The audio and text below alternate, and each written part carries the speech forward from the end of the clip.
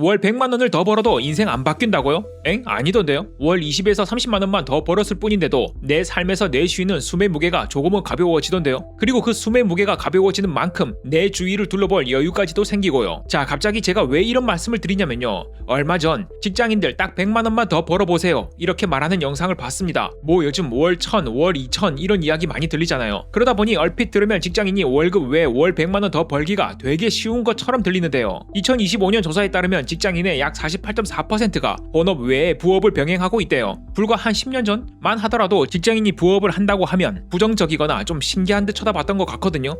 참 세상이 많이 변했네요. 그리고 부업 소득은 평균적으로 월 54만 원 정도 된다고 합니다. 어떤가요? 적나요? 오, 저는 생각보다 많은 것 같은데요. 저도 나름 지난 몇 년 동안 블로그, 유튜브 다 해봤는데요. 그게 그렇게 호락호락하지 않더라고요. 그런데 이건 전업 수준으로 하는 상위 10%가 평균을 올린 거네요. 실제로 보면 응답자의 거의 절반은 본업 소득 대비 10% 미만을 벌고 있거든요. 그럼 직장인의 중위소득을 생각해보자면 아무리 많아봐야 한 월 20에서 40만 원 이하겠네요. 그러니까 본 영상에서 말하는 대로 직장인이 월급 외 소득으로 월 100만 원을 더 번다는 건 절대로 쉬운 일이 아님을 알 수 있어요.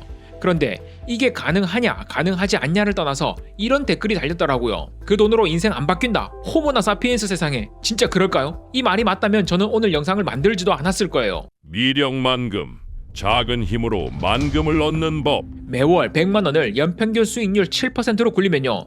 10년 뒤 원금 1억 2천만 원이 약 1억 7천만 원이 됩니다. 어떤가요? 겨우 5천 벌었네. 생각보다 작네. 싶으신가요? 일단 20년까지만 더 가볼까요? 20년 뒤엔 약 5억 2천만 원이 됩니다. 자, 여기서 10년과 20년의 차이를 잘 기억해두세요. 뒤에서 실제 미국 지수 데이터를 통해 아주 충격적인 숫자를 다시 보여드릴게요. 여하튼 액수는 차치하고 가장 중요한 부분은 여기입니다. 이와 같은 내용을 말하면 이러한 댓글도 반드시 꼭 달리거든요. 야 임마 이씨, 연 7%를 보장하는 투자 수단이 있긴 있냐? 보장 같은 소리 좀 하지 마세요. 투자의 세계에서 보장이 어디 있어요? 딱 보니까 애초에 자신의 마음속에 확실한 어떤 것을 찾고 싶구만 지금. 그러면 안 돼요. 여하튼 그럼에도 불구하고 과거 데이터를 기반으로 합리적으로 기대할 수 있는 수익률은 분명히 존재합니다. 돈이라는 건 잔인하게도 잘 못 버는 상대가 있어야 내가 더 벌 수 있는 기회가 생깁니다. 그러니 아직도 연 7% 수익을 누구나 얻을 수 있는 것처럼 말하는 너희는 전부 사기꾼이다 라는 사람이 존재한다는 말은 아직도 우리에게 많은 기회가 남아있다는 말이기도 하죠. 연 7%가 사기라고요? 제가 보수적이라 낮게 잡은 겁니다. 현실은 그보다 훨씬 더 말도 안 되는 숫자거든요. 뭘 말하는 거냐고요? 미국이라는 나라 전체에 투자하는 것과 마찬가지인 나스닥 100, S&P 500, 미국 지수 투자 말입니다. 이게 뭐냐면요. 삼성전자 하나, 애플 하나 같은 개별 기업이 아니라 자본주의의 심장인 미국 그 자체에 투자하는 거예요. 그런데 이 녀석들 수익률이 얼마였는지 아세요? 지난 18년간 나스닥 100 연평균 수익률 16.74%, S&P 500 11.83%. 그럼 왜 7%라고 한 거냐고요? 지난 수년간 많이 올랐잖아요. 조정이 올 수도 있으니까 보수적으로 잡은 겁니다. 이렇게 최근 약 20년간의 수익률로 다시 계산을 해보잖아요. S&P 500에 월 100만원씩 10년을 투자하면 총 투자금은 약 2억 3천만원으로 늘어납니다. 그런데 복리의 마법은 10년짜리 초급 마법사는 밭이 안 끼워져요. 20년부터가 본게임이죠. 20년 뒤는 약 9억 6천만원, 30년은 약 33억입니다. 그런데 진짜 남자의 승부는 나스닥이죠. 10년 뒤 약 3억 7백만원, 20년 뒤는 19억 3천만원, 그럼 30년은요? 약 104억입니다. 그런데 또 이런 질문을 하시는 분들도 계시더라고요. 아니 그러니까 말씀하신 S&P 500이나 나스닥은 뭘 하는 회사길래 그렇게 수익률이 좋죠? 아니 이거 진짜입니다. 진짜 이렇게 묻는 분들이 계세요. 그러니까 아까 말씀드린 겁니다. 아직 기회가 남아있다니까요. 매번 관심 가지는 사람이야 알고 있지 모르는 사람은 아직도 몰라요. 자, 그럼 이러한 지수 종목 중에서도 뭘 추천하냐, 어디에서 살 수 있냐, 이런 내용은 다른 똑똑하신 분들이 많이 설명해주니까 저는 넘어갈게요. 대신 제가 오늘 진짜 드리고 싶은 이야기는 무엇을 사느냐가 아니라 그걸 쥔 투자자의 심장에 대한 겁니다. 일맥신공, 미국이라는 절대적인 신앙. 미국 지수 장기 투자요? 이거 사실 공부의 영역이 아니에요. 진짜 종교와도 같은 신앙의 영역입니다. 믿느냐 마느냐 그것만 존재하는 곳이거든요. 왜 그런지 한번 보세요. 혹시 아이 키워보셨어요? 아이를 키우다 보면 반드시 왜 지옥에 빠지는 시기가 찾아와요. 저기 봐라, 하늘에 비행기 날아간다? 아빠 왜 비행기는 하늘에 있어? 비행기는 하늘을 나는 운송수단이니까. 왜? 왜 하늘을 날아?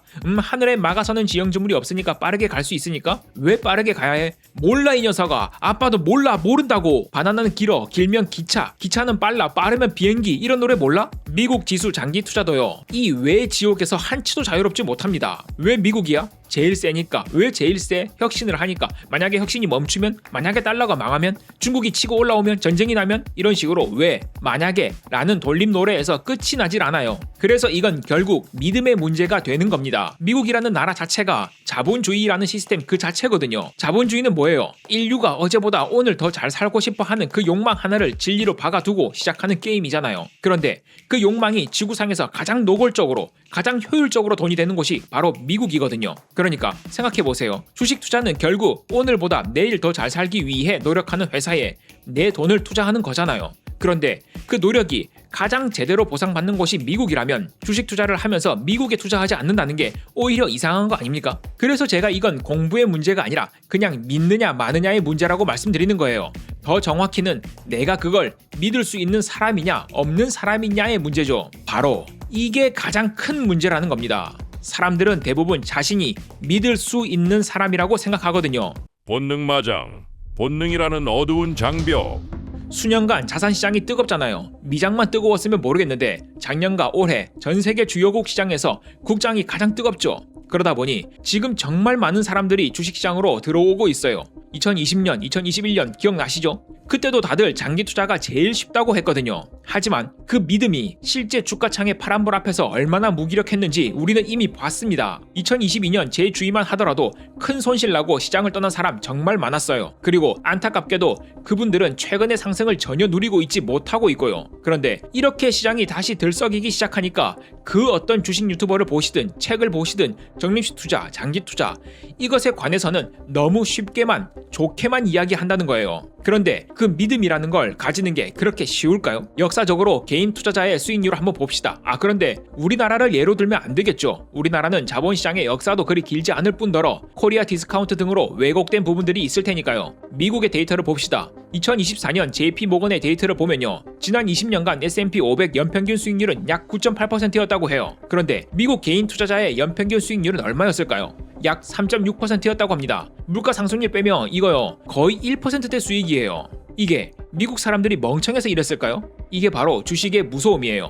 머리는 본능을 절대 이기지 못하거든요. 이게 무슨 말인지 설명해 볼게요. 인간은 3대를 거쳐 똑같은 경험을 반복하면요. 그걸 더 이상 의심하지 않습니다. 그냥 과학적 진리로 받아들여요. 우리나라 사람이 특히 이해하기 쉽게 예를 들어 볼까요? 우리나라에서 부동산 문제 참 예민하죠. 저는 이 부동산이 앞으로도 쉽게 잡히지는 않을 것 같단 말이죠. 그 이유가 우리 할아버지 때도 아버지 때도 그리고 제가 성인이 될 시간 동안 서울 집값이 오르는 걸 봤다는 거죠. 그럼 우리 마음속엔 곧 죽어도 고 서울 집값은 여러 요인을 다 빼고서도 마치 모태신앙처럼 계속해서 오를 것이라 진리처럼 받아들인다는 거예요.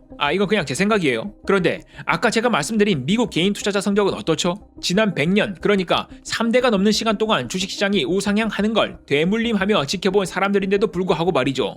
그들의 마음속에서도 미국 지수의 우상향은 이미 의심할 여지 없는 진리로 박혀 있을 텐데요. 왜? 미국 개인 투자자들은 지난 20년간 고작 연평균 3.6%밖에 수익을 못 냈을까요? 이처럼 변동성이 크고 접근하기가 쉬운 주식시장에서는 머리로 아는 것과 몸으로 버텨내는 것은 완전히 다른 문제라는 겁니다. 그러니까 제가 강조드리는 건 무엇을 하든지 알고서 하라는 겁니다. 알고서 자신이 어떤 사람인지 지금 내가 투자하고 있는 대상이 무엇인지 말이에요. 애초에 여러분이 지금 나는 장기 투자를 할 수 있는 사람이야 스스로 신실하다고 생각하시는 그 믿음요. 본격적인 하락장이 찾아오면 본인이 이교도였는지 아니었는지 단 며칠 만에 판가름 될 거예요. 저는 무교거든요. 저는 20대에 제가 무교인 것이 쿨했어요. 내 인생 내 거지 임마 믿게 누굴 믿어 라고 생각하면서 주변인 중에 종교를 믿는 사람들을 보면 약간 거부감까지 느꼈어요. 그런데 어느 날 본가에 계시는 어머니께서 불치병일지도 모른다는 소식을 들었어요. 물론 자세히 검진을 해보니 오진이었는데요. 당시 그 소식을 듣고 본가로 내려가는 차 안에서 얼마나 기도를 했는지도 몰라요. 그런데 평소에 믿지도 않던 놈이 갑자기 찾으니까 신들은 얼마나 어이가 없었겠어요. 근데 사람이 간절해지니까 하나님, 부처님, 알라신, 검정 고무신 등등 제가 아는 모든 신의 이름을 부르면서 빌고 있더라고요. 제가 앞으로 잘할 테니 우리 엄마 살려만 달라고요. 인간이 그렇습니다. 지가 급하면 염치고 뭐고 없어져요. 그래서 그때부터는 나와 다름을 이해하겠더라고요. 주식창 앞에서 비명을 지르는 사람이나 절박해서 신을 찾는 사람이나 결국 흔들리는 나약한 인간일 뿐이라는 걸요. 그러니 제가 저주의 말을 퍼붓는 게 아니라 지금 무슨 기업, 어떤 나라에 투자를 하시는 중이시든 반드시